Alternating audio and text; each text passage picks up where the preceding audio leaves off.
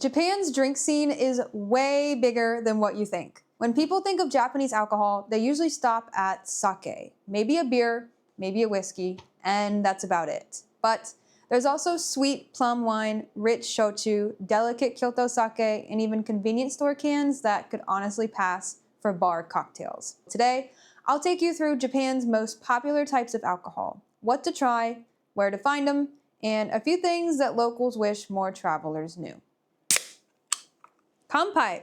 Let's get started. Sake, or more accurately, Nihonshu, is Japan's traditional rice-based alcohol, brewed rather than distilled, usually around 15% alcohol, and it can range from crisp and dry to fruity and floral. If you're visiting Kyoto, the Fushimi Sake District is one of the best places in the entire country to experience it. You can literally walk from brewery to brewery. Gekkekan, Kizakura, Shotoku, Kitagawa Honkei, all within about a 15-minute stroll.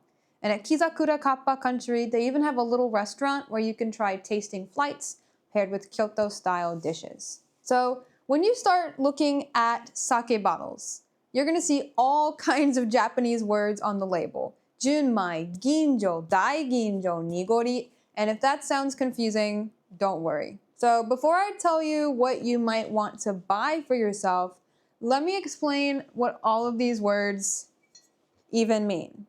So first off, we have Junmai.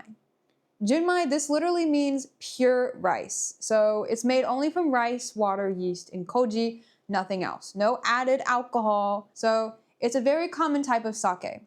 Because of that, Junmai sake tastes fuller and more ricey, kind of like how whole grain bread tastes heartier than white bread. It's also flexible. You can drink it warm or cold and it'll still taste great. So what about Ginjo and Daiginjo? So right now, I have a Daiginjo on me, a Junmai Daiginjo. So these words describe how much the rice was polished before brewing. So brewers shave off the outer layer of the rice grain, kind of like peeling an apple, to get to the pure starch in the center. And the more they polish, the cleaner and lighter the flavor becomes. So Ginjo is polished to about 60% of its original size, so it's lighter, fruitier, more aromatic. And Daiginjo is polished to 50% or less, so smooth, refined, top shelf quality. So if Junmai is your everyday sake, Daiginjo is your, wow, this is fancy sake. You also have Honjozo. This one's brewed almost the same as Junmai, but the brewer adds a tiny amount of distilled alcohol at the end. Not to make it stronger, but to bring out the aroma and make it smoother. So it's clean, it's dry, and it's also perfect served warm. You'll also hear of Nigori. This is, if you ever see a cloudy white bottle, that's Nigori. It's lightly filtered, which means some of the rice particles stay inside the liquid. That's why it looks milky, and it tastes slightly sweet and creamy, almost like drinkable rice pudding. So when you hear like filtering, that just means how much of the rice sediment is removed. So most sake is going to be clear, but Nigori will kind of keep that natural texture. You also have Genshu, and this is about strength. So most sake is diluted with a little bit of water before bottling, and that brings the alcohol down from about 18 to 20% to a smoother 14 to 15%. So it's kind of like adding a splash of water to whiskey to make it easier to sip. Lastly, you'll hear namazake. Nama means raw, so namazake is unpasteurized sake. That means it's super fresh, sometimes slightly fizzy, and it must be kept cold. And you'll usually find it in the refrigerators at supermarkets or sake shops. Okay, so now that you understand a little bit of that, what should you buy? So sake is brewed all over the country. And some of the most mainstream popular options that you can buy all over the country include Dassai, which is what I have right here, from Yamaguchi Prefecture. This is clean, modern, and aromatic. And it's known for its ultra-polished Daiginjo sakes like Dassai 39 and Dassai 23. So this right here is Dassai 39. It's hugely popular among younger drinkers and international fans. It has a very pleasant taste. I think if you're a sake beginner, I recommend this as something that's not going to overwhelm you too much. So we're going to put her back right here. Next up, you have Hakkai-san. So this is from Niigata Prefecture. This is a classic tande karakuchi. You'll see karakuchi a lot, which just means dry. So this is a very crisp and dry sake. You have Kubota from Niigata. It's elegant, dry, and it's extremely consistent, and you'll see this a lot in upscale restaurants. You have Gekke-kan, which you've probably heard of, and it's actually from Kyoto. Historic, innovative. Founded in 1637 in Fushimi, which is what I mentioned earlier. You also have Kikusui from Niigata Prefecture, fresh, light, approachable, famous for the blue bottle Junmai Ginjo, and this is another great beginner-friendly brand that pairs well with food. Lastly, you have Shochikubai, also from Kyoto represent, and this is hugely famous overseas, especially in the US, where it's often seen as the default sake brand. So if you're into rare or premium sake, here are some of Japan's most famous names right now, according to rankings from Japanese people themselves. You can find these last ones at specialty shops or sake bars if you want to try to go beyond the big brands. So when you go to drink or buy sake, if you aren't sure what to get, you can always just ask for osusume no nihonshu, or a recommendation.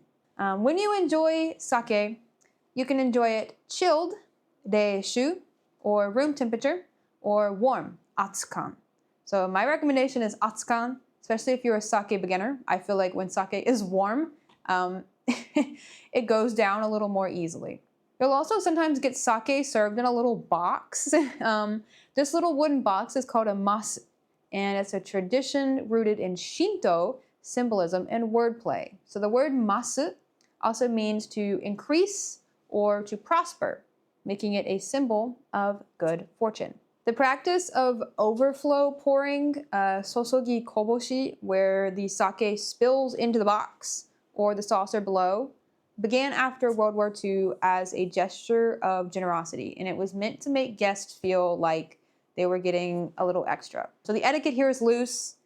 You just simply sip enough from the glass to make space, and then you pour in the overflow from the masu box, or just drink it directly.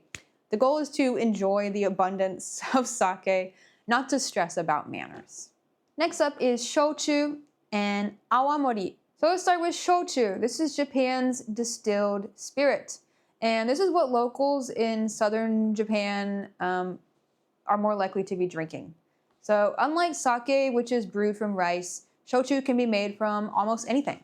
Sweet potatoes, barley, rice, or even buckwheat. And each ingredient will give it a totally different character. So imo, or sweet potato, is going to be more bold and earthy. Mugi, or barley, is going to be more light and nutty. And kome, rice, is going to be more smooth and clean, like sake would be. So if you're a beginner, try Kuro Kirishima, which is Japan's top-selling sweet potato shochu. You can find it at any Don Quixote supermarket or even drugstore. It's mellow enough for first-timers, but it will still give you that deep Kyushu flavor. And if you want to try something special, I recommend Mao, which is a famous high-end bottle from Kagoshima. This is smooth, slightly sweet, and very elegant. So how do you drink it? Well, you can drink it on the rocks, rokude. You can drink it mixed with cold water, mizuwari, or you can drink it with hot water, oyuwari, which brings out the aroma. Also, if you're headed to Okinawa, you should try awamori. This is like shochu's tropical cousin. It's made from Thai rice and it's aged in clay jars, and it has a very rich, buttery flavor. Brands like Zuisen and Zampa are popular, and you can buy them at Naha Airport or local souvenir shops. Next up, we have beer, whiskey, and more modern drinks. Let's talk about what most visitors actually tend to be drinking in Japan, and let's start with beer. So over here we have some beer. Beer is everywhere, and it is surprisingly good. I came to this country as a non-beer drinker, and today I love me a beer. So the big four are, let me take these down carefully.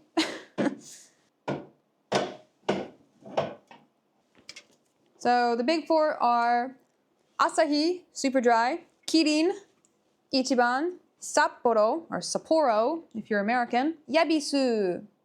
If you've ever tried a Japanese beer, let me know in the comments which one is your personal favorite, because I and very partial to Kirin Ichiban.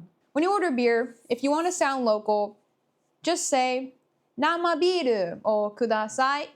1 draft beer, please. So nama in this context means like draft, and it's the standard first drink at any izakaya. And you also don't usually get to choose which beer you're gonna get. It's just what they got. For something a little bit more adventurous, check out Kyoto Brewing Company. They are right in Kyoto, and they brew a Belgian-style craft beer with a Japanese twist.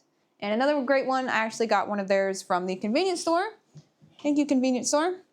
Is Spring Valley Brewery, Kyoto. This is inside a renovated 100-year-old Machiya townhouse, and they brew everything on site. You can sip seasonal craft beers alongside Japanese-inspired dishes. It feels modern, but still really Kyoto. These are so good.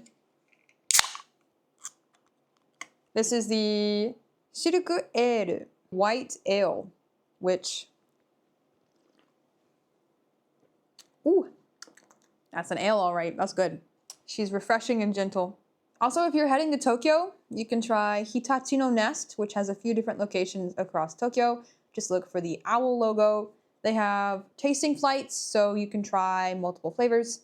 Or for something locals love, go to Good Beer Faucets in Shibuya. It's one of Tokyo's best craft beer bars. So let me put the beer away. Hold on. Another thing I do personally recommend and drink multiple times a week is this bad boy right here, who is a non-alcoholic beer. So this is by Kirin, because I'm a Kirin Dai fan. It is called Greens Free. So it has 0% alcohol, but it is still very hoppy. It also is very low calorie. So for 100 milliliters, it's only 6 calories. It's basically just fancy water. It's like a kombucha, basically. Highly recommend this. This is scrumptious. I'm a big fan of the taste of beer, but I don't always really need to be drinking alcohol. So if that sounds a little bit up your alley, I highly recommend this. And I also recommend trying some of the other non-alcohol drinks here, because one of the fun parts of coming to Japan is there's a lot of people here that want to drink, but they don't need to be drinking too much alcohol all the time. But they want to enjoy the flavor, or they don't want their friends to know that they're not actually drinking. So very convincing beverages here when it comes to, I guess if you'll call it like mocktails or non-aru beer, non-alcoholic beer.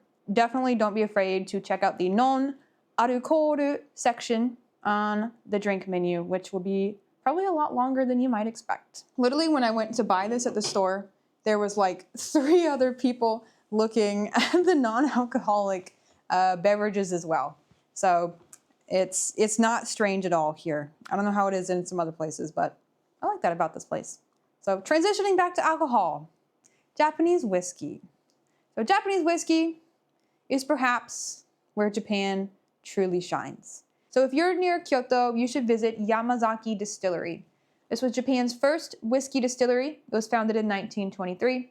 You're going to need advance reservations for the full tour, but the tasting lounge is open to walk-ins, and it has bottles you will never see overseas.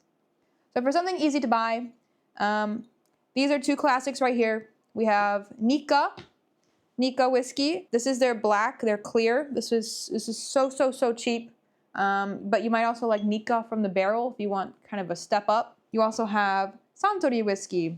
This is great. You can get this everywhere, but you can definitely get higher quality versions than the like 400 yen version that I got at the convenience store. So little fun fact about Nikka, because I think they are really interesting. Nikka was founded by Masataka Taketsuru and his Scottish wife Rita, who helped bring authentic Scotch techniques to Japan. I think these 2 are such a cool couple.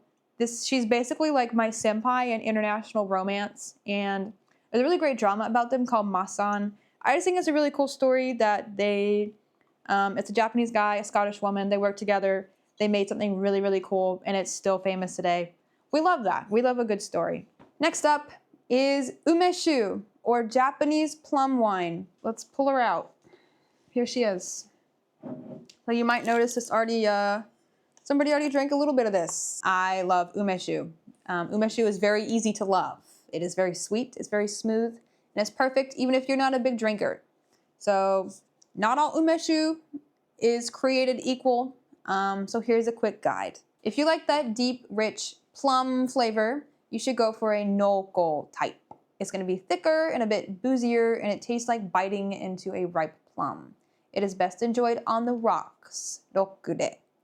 A great example is the choya, which is sweet and tangy with just the right acidity. Another recommendation for this is this umeshu right here, which is Umeshu Ginjo by Hakutsuru, who is also a famous sake brewer from like the 1700s. So this stuff is scrumptious. This is 19 to 20% alcohol. She's strong, scrumptious, also great with soda. But if that seems like a little much for you and you don't want something quite so strong, you might try a sukiri type. This is lower in alcohol, around 8%, and it feels a little more refreshing. This is perfect for beginners. So right here, we have an 8%. Literally comes in a juice box. This is very natsukashi, very nostalgic for me, because when I was a young lass of legal age, this was my favorite thing, and I have not had this since then. So we're gonna hop in here with this. So this is so fun. I highly recommend this to people if you want to try umeshu. This literally costed me like $1 US. $1 US. I wish I was kidding. Genuinely wish I was kidding. This is not a Capri Sun. Do not give this to your child. This is alcohol. Umeshu ASMR. Oh, it's so good. Highly recommended. Definitely just drink this straight out of here, like you're a 5-year-old. All right, you can go back over there. This will be taken care of if I've opened it, by the way. Another recommendation besides this bad boy right here would be Ume no Yado Aragoshi Umeshu or Choya Koi Tokori. And these are two crowd favorites. They're fruity and smooth. They're great chilled or with soda. Good things to take back for people. We must also mention Japan's modern drinks, such as a 22-year-old standing in front of a 7-Eleven's favorite beverage, the Strong Zero. So what is a Strong Zero? That's a great question. So a Strong Zero is basically what's called a chuhai. So chuhai is short for shochu highball, shochu highball.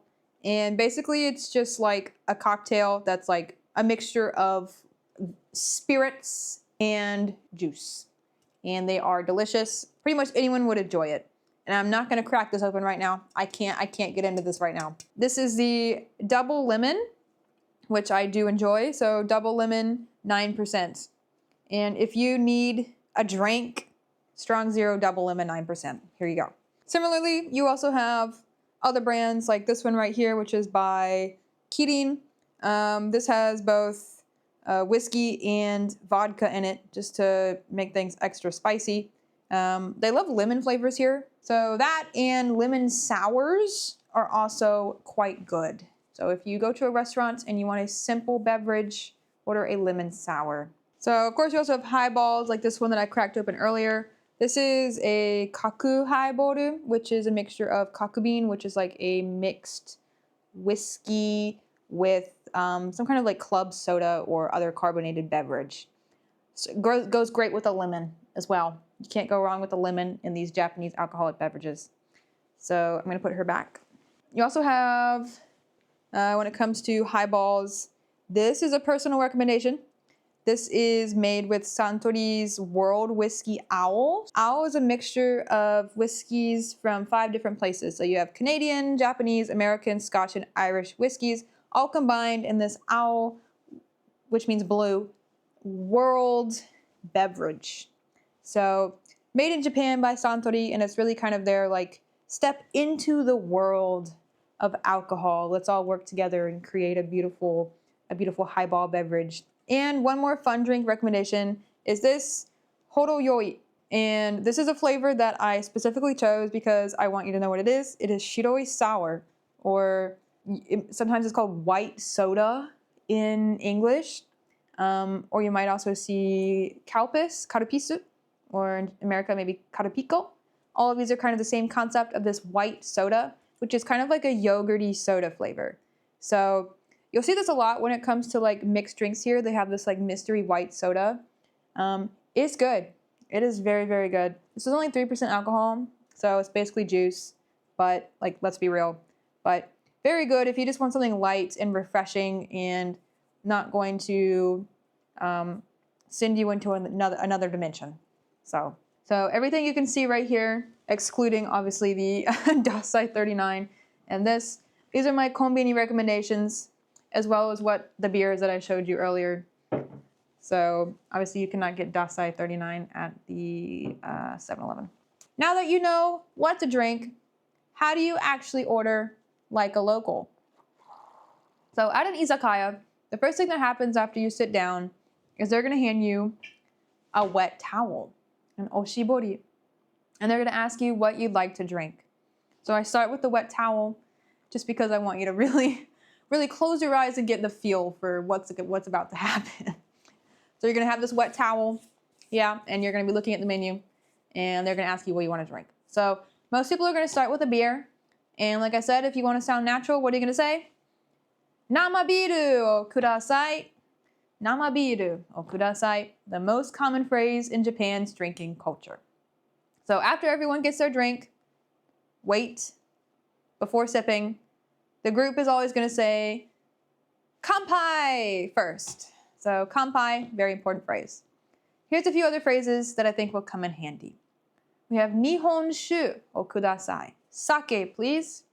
And if you don't know which sake, do you remember what the word for recommendation is? Recommendation is osusume. Osusume. And if you're at a bar, use that last one. Osusume wa arimasu ka? Bartenders love when you ask for recommendations. And especially if you're a foreign individual, they're going to probably choose something unique, something seasonal, locally made, to kind of give you the full experience. A few tips: when you're drinking with others, remember, never pour for yourself first. If someone's glass is empty, pour for them with both hands. It's polite and it's appreciated.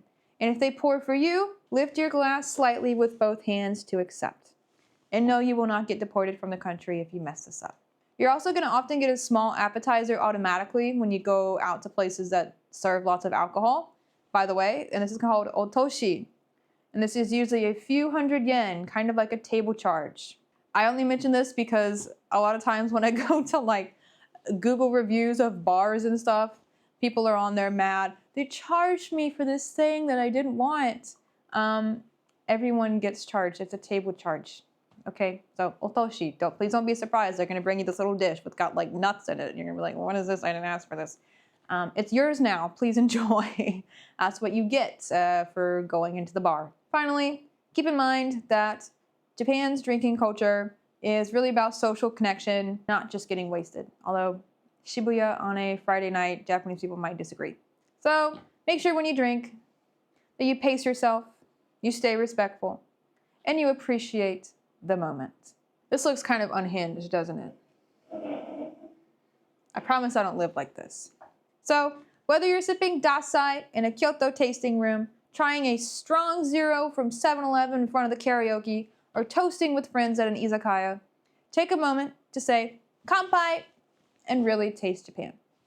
Thank you for watching. Make sure you check out my blog post about this for a much more in-depth look at alcohol here, because I'm not just going to sit here and give you an overload of recommendations. But I hope this really kind of gave you an outline to alcohol in Japan. So if you enjoyed the guide, check out some of my other videos. I post here every week or so, and you can see our tours and stuff on Picture Japan, where I show up completely sober, I promise you. And I'll see you guys next time.